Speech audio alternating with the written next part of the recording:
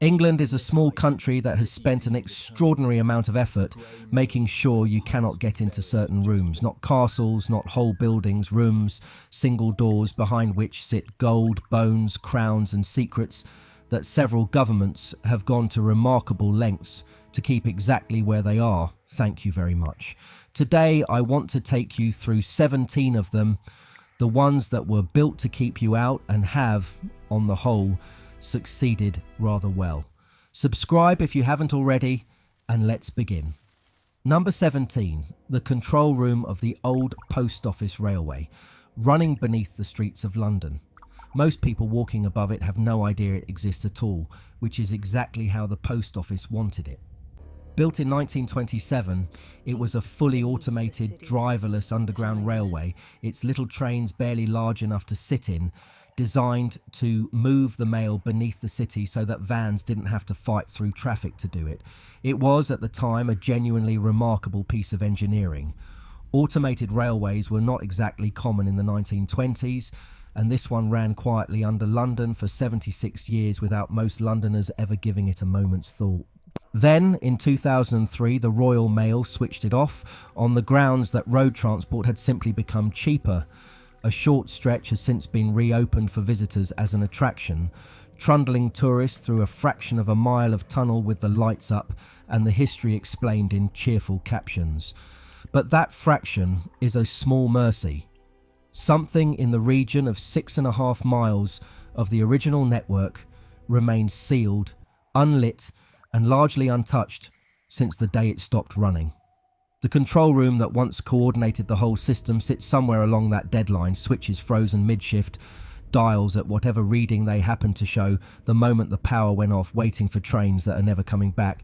It is, I think, one of the loneliest rooms in England. Nothing terrible happened there. It simply did its job perfectly for 3/4 of a century, and then everyone went home and nobody has been back since. Engineers who have surveyed small sections of it describe standing water, rusted rolling stock still sitting exactly where it was abandoned, and a darkness so complete it swallows a torch beam within a few feet. There is talk every so often of reopening more of the network for tourism. Nothing ever quite comes of it. Some rooms, I suspect, are simply more useful shut than open. Number 16. The restricted archive room of Lambeth Palace Library, home of the Archbishop of Canterbury. Founded in 1610, it holds a strong claim to being the oldest public library in England, which is a rather grand title for a building most Londoners walk straight past without a second glance. Inside are medieval manuscripts, papal correspondence and Church of England records going back many centuries, kept under conditions of temperature and humidity control that would embarrass most municipal museums. The room you cannot see is the restricted store, where the rarest and most fragile material is kept away from light, from careless handling, and largely from public view altogether. Getting in requires a genuine research purpose and quite often a formal letter of introduction, the sort of bureaucratic hurdle that quietly filters out the merely curious. It is not glamorous the way a bunker is glamorous. There are no blast doors, no armed guards, no dramatic security cameras, just paper, careful, gloved hands, and 800 years of the church's paperwork, guarded rather more jealously than you might expect for something that is, when you strip away the ceremony, mostly letters. Among the archive's holdings are records touching on the English Reformation, correspondence from archbishops who quite literally shaped the religious identity of the nation, and documents so brittle that a single careless page turn could undo centuries of preservation. The library survived the Blitz largely intact, which the librarians of the time apparently regarded as something close to a minor miracle. Number 15, the deep galleries of Chislehurst Caves in Kent. These are not natural caves at all. They are man-made chalk and flint mines, dug by hand over several centuries to supply London with building material, and the resulting network of tunnels beneath the town runs for something in the region of 22 miles. During the Second World War, they were converted into one of the largest air raid shelters in the country, at their peak sheltering something like 15,000 people a night, complete with a chapel, a small hospital and even a barber's shop, all carved directly out of solid chalk by lamplight. They were also used, later in the war, to store ammunition, which tells you everything you need to know about how much the authorities trusted the depth of rock sitting above their heads. Today, the guided tour covers only a portion of the network. The deeper galleries remain firmly closed to the public, some sections for safety, given decades without a proper structural survey, and some, according to the people who actually run the tours, simply because nobody has got round to mapping them thoroughly yet, which strikes me as a very English reason to leave several miles of tunnel a permanent mystery. The caves have also, over the decades, hosted underground concerts, played host to rock bands seeking a suitably atmospheric venue, and gathered no shortage of ghost stories from staff who have spent rather too many hours alone in the dark. Whether any of those stories hold up to scrutiny is, frankly, a separate video entirely. Number 14. The cell corridor beneath Court Number 1 at the Old Bailey, London's Central Criminal Court. Everybody has heard of the Old Bailey. Fewer people know about the passage running beneath it, connecting the holding cells to the dock, historically nicknamed the Bridge of Sighs by those who walked it, because, understandably, very few of them were walking towards good news. It is not open to visitors, for the entirely sensible reason that on any given weekday it is quite likely to still be in active use. Above it, some of the most notorious trials in English legal history have played out beneath a dome carrying the figure of Lady Justice, famously depicted without a blindfold, a detail sculptors will insist was never symbolic, and everybody else will insist obviously was. The corridor beneath keeps its own silence regardless of the argument going on above it. It has heard more whispered confessions, denials and last-minute pleas than any courtroom in the building, and it has never once been permitted to repeat a single word of any of them to anyone. The current Old Bailey building stands on the site of the old Newgate prison, demolished at the start of the 20th century, and the corridor is generally understood to follow, at least in part, routes cut through the same ground the prison once occupied, which means the walk from cell to dock has in one form or another been made by the condemned and the acquitted alike for a very long time indeed. Number 13. The restricted areas of Freemasons Hall on Great Queen Street, London.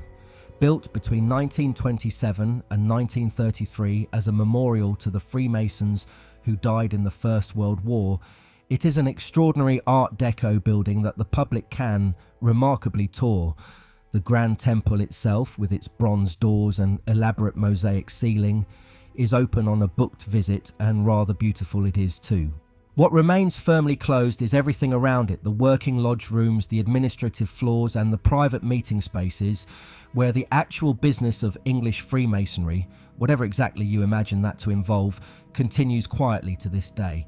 The organisation has spent the better part of 2 centuries being simultaneously enormous, highly visible and thoroughly secretive, which is a difficult trick to manage in a city as nosy as London.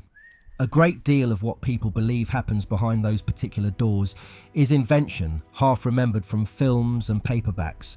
The genuinely restricted parts are, by most credible accounts, rather more concerned with ceremony, ritual and charitable accounts than with anything a conspiracy theorist would find remotely satisfying, though I doubt telling them that would change many minds. The hall's foundation stone was laid in 1927 by the future King George VI, and the building itself took 6 years and the labour of hundreds of craftsmen to complete, a monument built in a decade when England, still counting its war dead, seemed rather determined to build something permanent out of its grief. Number 12.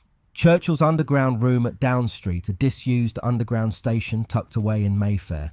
It opened in 1907 and was never particularly busy. The wealthy residents nearby generally preferred taxis to the tube, and it closed for good in 1932, which made it 7 years later exactly the kind of forgotten hole in the ground that a government at war was rather glad to have.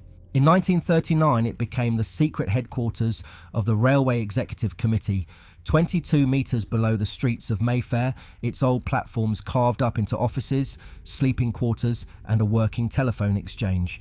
During the height of the Blitz, before the cabinet war rooms were fully fitted out, Winston Churchill used it as a personal shelter, staying there on and off for something like 40 nights and dining, despite wartime rationing, on cigars, caviar and vintage champagne. He apparently rather liked the place. He liked it enough, in fact, to have private quarters built specially for his own future use. He never actually used them. The cabinet war rooms were finished first, and Down Street quietly went back to being exactly what it had always been. A hole in the ground nobody particularly needed.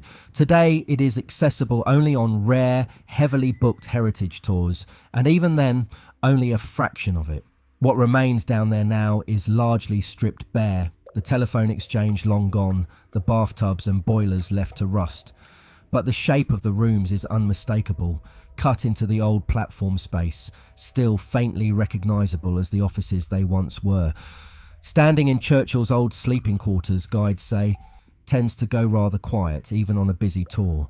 Number 11. The Chapel of St Mary Undercroft, buried beneath the Palace of Westminster. Most people picture Parliament as debating chambers and green leather benches. Almost nobody pictures the 13th century chapel sitting quietly underneath the whole building, one of the oldest surviving parts of the entire palace, having somehow survived both a catastrophic fire in 1834 and the wartime bombing that destroyed the chamber directly above it in 1941. It is not open to the public. It is used occasionally for private services and for the christenings and weddings of MPs and their families, and it carries an unusual footnote in feminist history. Suffragettes once chained themselves to a statue close to its entrance, and the ashes of Emmeline Pankhurst are said to have been scattered nearby. A working chapel underneath the beating heart of British democracy, sealed away from the millions of people whose laws are argued over 2 floors above it.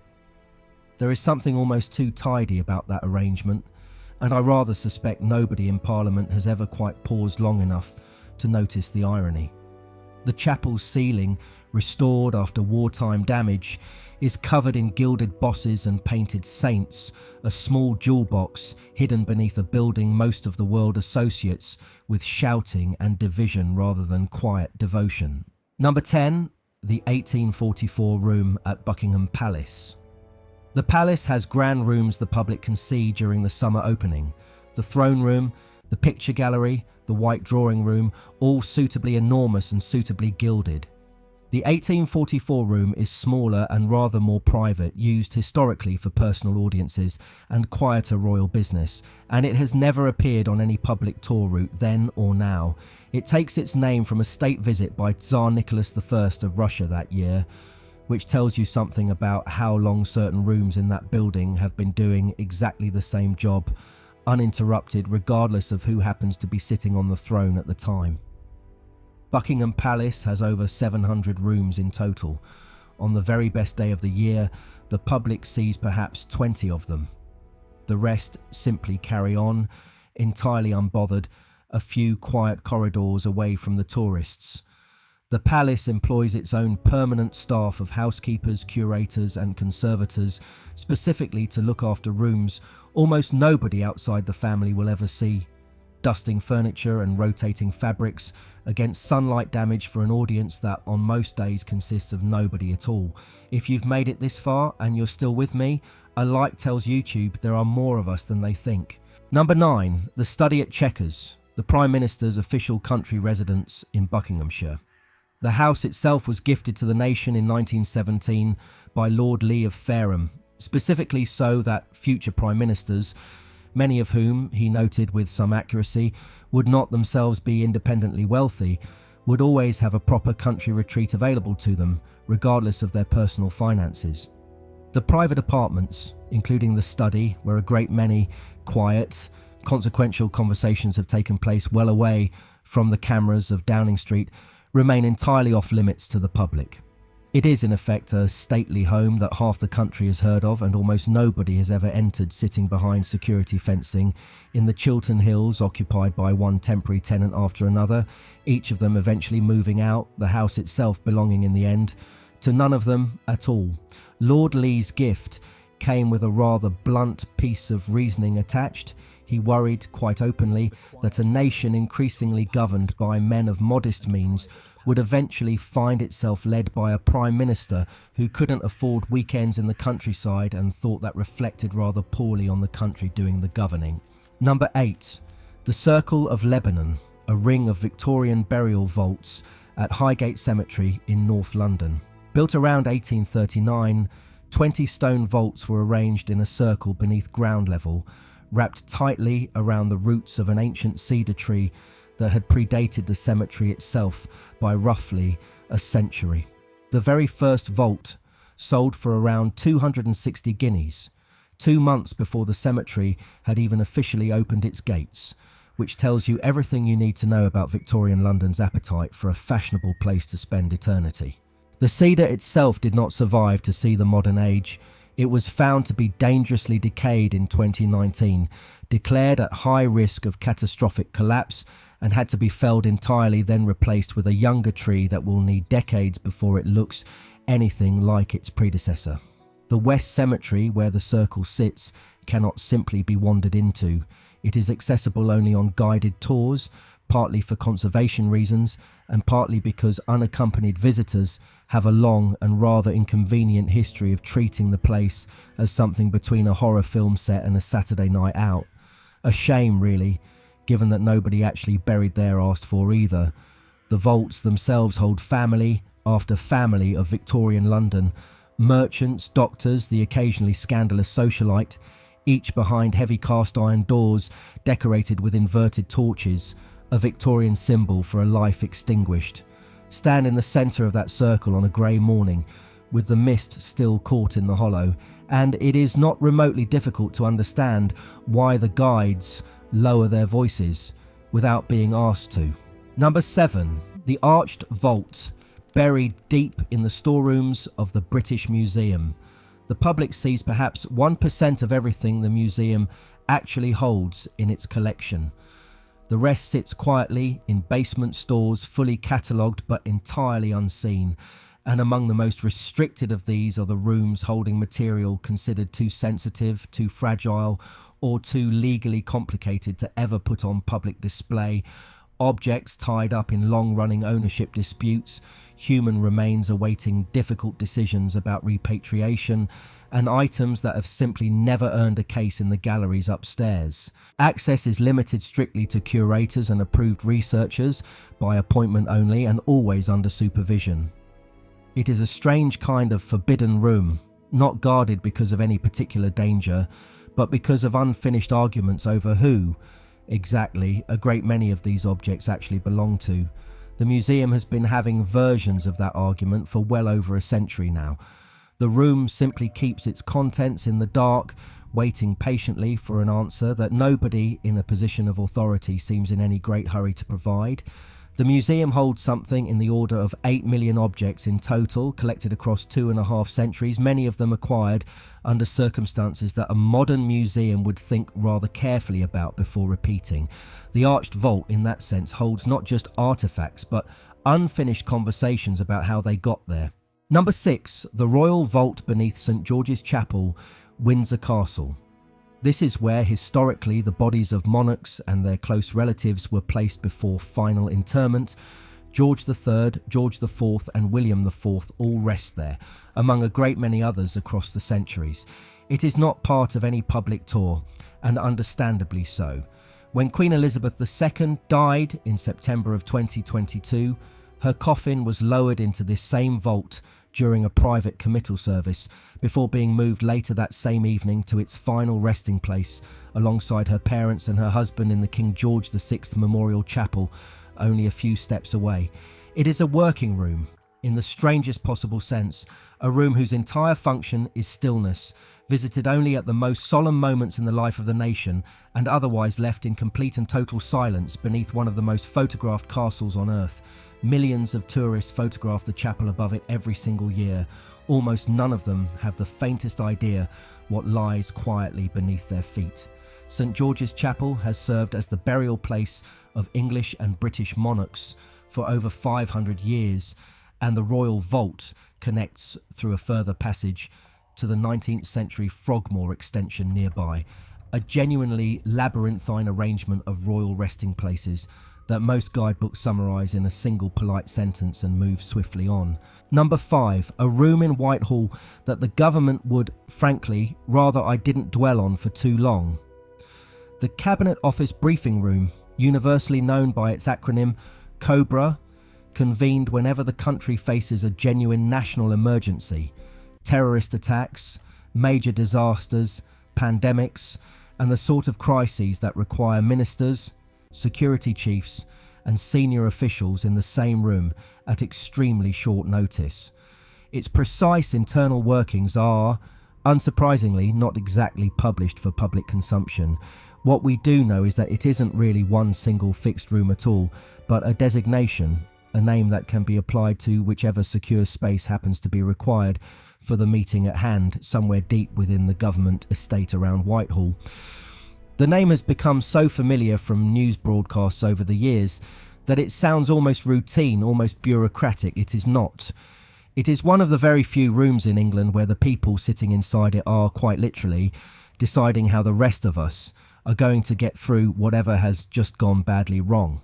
The format has existed since the 1970s, and its name has quietly slipped into everyday British vocabulary in a way few pieces of government furniture manage. People now use the phrase almost as a verb, as in, has the government COBRA'd this yet? Which is either a sign of a healthy, informed citizenry or a sign that we have all watched slightly too much rolling news. We've covered some genuinely strange corners of England today. Next time we go underground properly, into the tunnels nobody was ever meant to find in the first place. You won't want to miss it. Number 4, the main operations room of the Kelvedon Hatch secret nuclear bunker in Essex.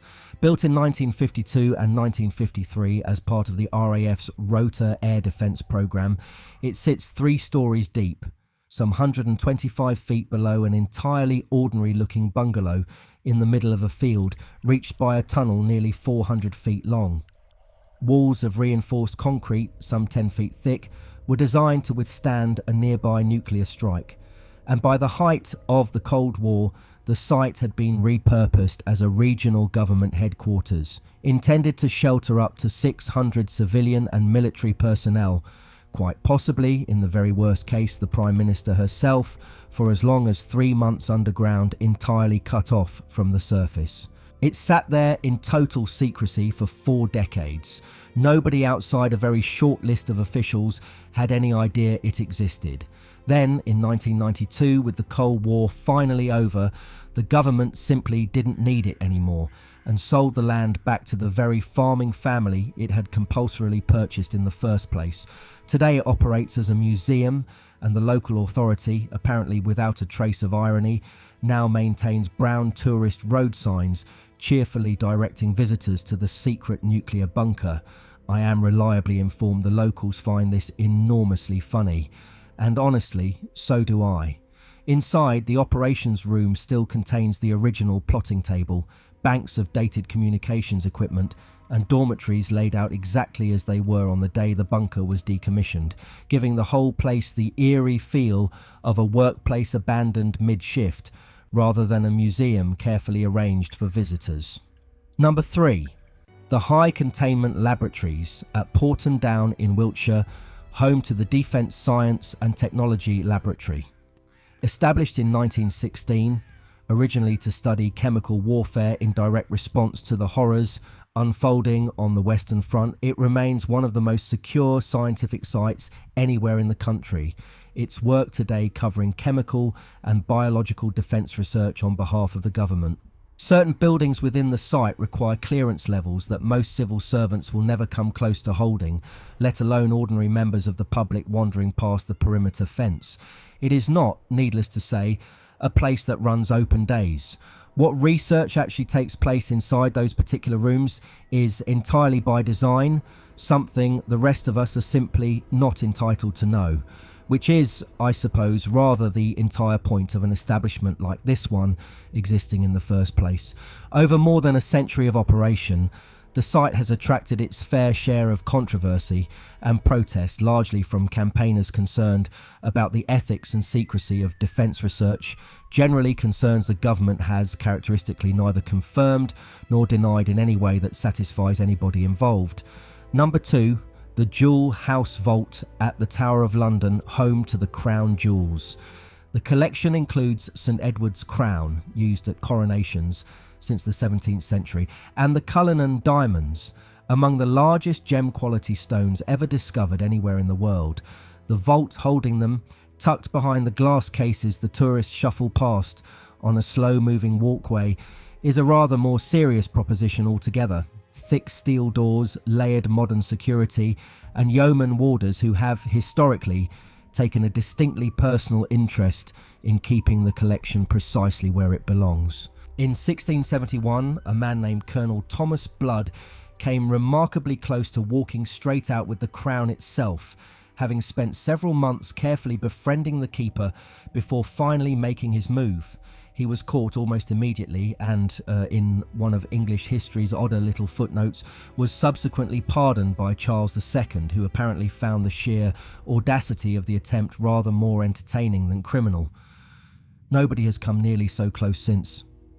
The vault itself, the actual room sitting behind the display cases, remains something almost nobody outside the tower's own staff has ever set foot inside. The current collection is, technically, the second one England has owned.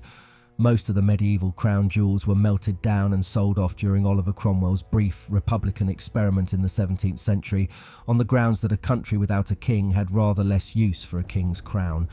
Everything on display today was made afterwards for a monarchy that evidently was not gone for very long. Number 1. The Gold Vault of the Bank of England, 9 underground chambers beneath Threadneedle Street in the City of London. It holds something in the region of 400,000 gold bars, most of which does not even belong to Britain. The bank stores reserves on behalf of governments and central banks from around the world, everyone from Germany to Belgium quietly sitting in the dark together. The total value runs into the hundreds of billions of pounds, and by most reasonable estimates, this single vault holds something like 3% of all the gold ever mined on the entire planet. Access requires a key measuring nearly a metre long, alongside voice recognition and layers of security the bank has never fully detailed to anyone outside its own walls. And in nearly 3.5 centuries, by the bank's own official account, nobody has ever managed to steal so much as a single bar. Although in 1836, a sewer worker carrying out repairs beneath the building stumbled through an old forgotten drain directly into the vault itself, popped up unannounced through the floorboards in front of a room full of thoroughly startled directors, and having taken absolutely nothing, was rewarded £800 for his honesty. It remains to this day the closest anyone has ever officially come to breaking into the single most heavily guarded room in England. The vault sits beneath a building completed in the 1930s. Its foundations dug more than 15 metres into London clay, surrounded by walls of reinforced concrete, over 2 metres thick, a fortress built not against invasion but against the much quieter, much more patient threat of somebody with a very good plan and a great deal of time on their hands. There is a peculiar pattern running through all 17 of these rooms if you look closely enough. It is never really about the gold or the bones or the secrets themselves. It is about a country's strange, quiet insistence that certain doors simply should not open. Not because whatever sits behind them is monstrous, but because a nation, rather like an old man, is entitled to keep a few things to itself.